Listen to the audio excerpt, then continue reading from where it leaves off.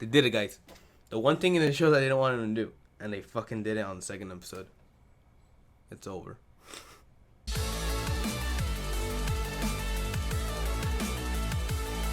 So we started off the episode with everyone freaking out. Everyone's like going crazy, blah blah blah. Monokuma's on TV talking, and we have set up the rules for this game.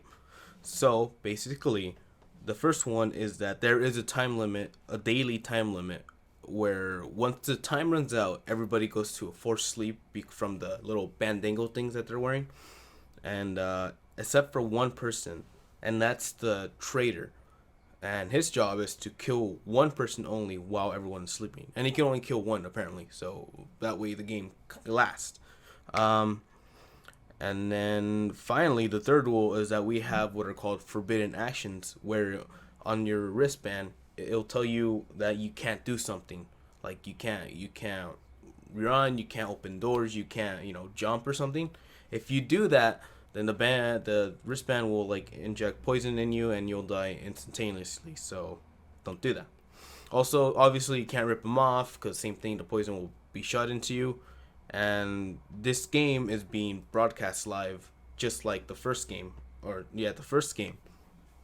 So, like I said, I'm pretty sure this whole thing is just to prove a point that the Despair is all powerful, and they just want to put despair into people's lives, and that's why they're broadcasting this thing. So yeah, that's pretty much the game. That's the set. So after that, they start arguing. Obviously, Naegi is still, like I said in the last video, Naegi is still the person that's being suspected because nobody trusts him in the group. And what's his face? Wannabe Arima. I think his name is like a mangaka, or I wrote it down somewhere. He Manakata. He wants Naegi to kill himself because obviously everyone suspects him, and he's like, "Oh, if you're part of, if you believe in hope and you want the spirit to lose, then kill yourself right now," which is really stupid. I mean, these guys are seriously retarded. I swear, man. Because they're like, "Oh, what if he's not?" Someone else asks, "What if he's not the killer, and we just kill him? For what reason?" He's like, "Oh." So we just keep on killing more of our own until we find a killer. And then, just these people are just like, oh my god, just stop. So yeah, they start fighting. Mr. Gangster guy, whatever, gets mad at Naegi. He's like, oh, if you can't kill yourself, then I'll do it for you. And he starts punching some other guy that stood up for Naegi.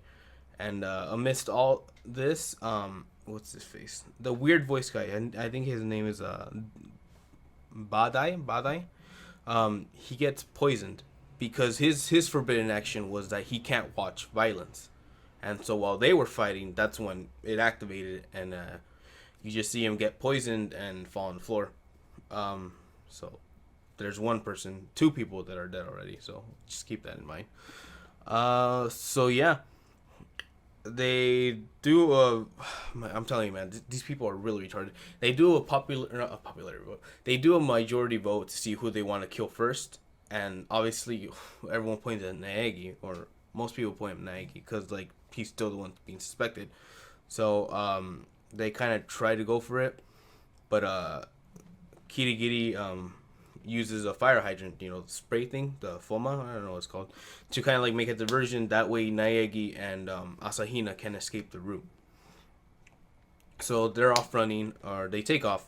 And it's important to know this right now too, that you see Naegi walking and Asahina is like, oh, come on, hurry, we gotta get going.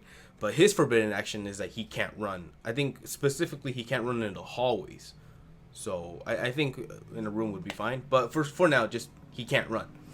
So it kind of leads to this kind of funny moment where Asahina has to pick him up and carry him while running, and she's like, "Oh, it's supposed to be the other way around. What are you doing?" So that was kind of cool.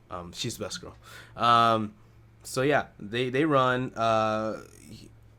They get protected by the ox guy Gonzo for some reason. He's like, "Oh, I don't think we can find hope if we use one of our own his lives to get there." You know what I mean? So he sticks up for them and tries to help them out. Also, the computer girl, her name is, I don't know, Gecko Hara. Her name is Gecko Hara. She's the shy girl that's like kind of like the security person because she's all about technology. And a fun thing to note is that she has like this little bunny avatar. So Monokuma sees that and he's like, "Oh, let's make you into someone uh, more familiar." And so he makes Usagi-chan, which is the bunny from the second game.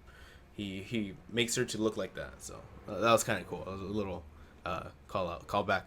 So yeah, they're running away. Mr. Wannabe Arma, what's his name again? Mangata. He's following. He's trying to kill him. Oh my god, that guy's stupid. I swear to God.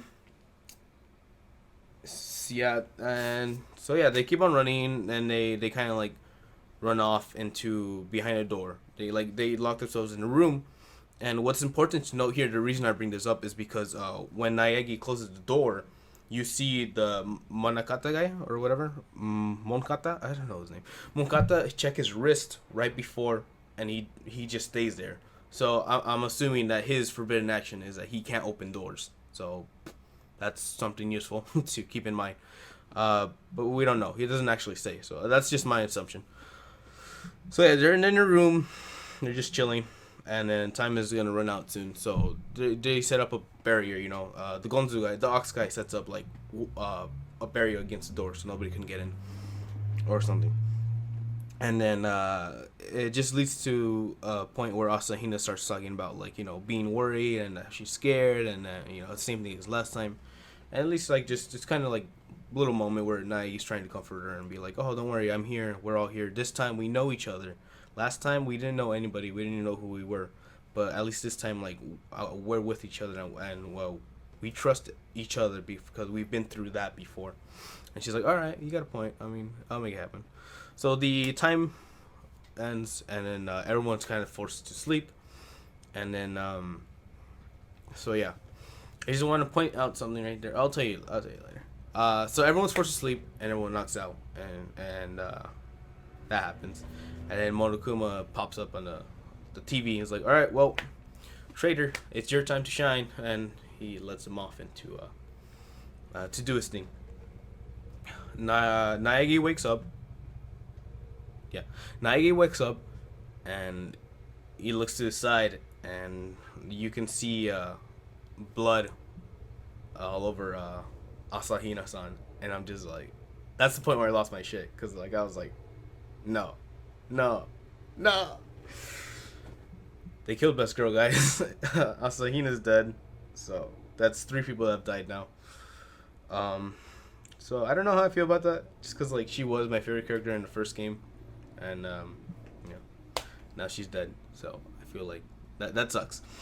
I just want to throw this out there. They did not show the Ox guy falling asleep. They showed Naegi, Asahina, and Gekohara, the computer girl, all in the same frame, all kind of like knocking out because of the time up, but they didn't show the Ox guy. So maybe, because then again, he built the barrier on the walls, so I don't think anybody can get in because it looked like pretty heavy. But yeah. And if it was anyone else, if it was the Arima guy, he would have killed Naegi because he thinks it's Naegi. Why go around that and waste your chance to kill Naegi and just kill the friend? So I think it might have been the Ox guy, but we don't know. Maybe she did it. Maybe she did a forbidden actor. Oh, but then again, she would have been poisoned. But yes. Summary. Best girl's dead. I'm sad. So we just have to look into it and wait and see what happens. We're gonna find out who killed her, maybe, or and why. So yeah, that's pretty much it. This has been my episode review for Danganronpa 3, episode 2. Ja, mata ne.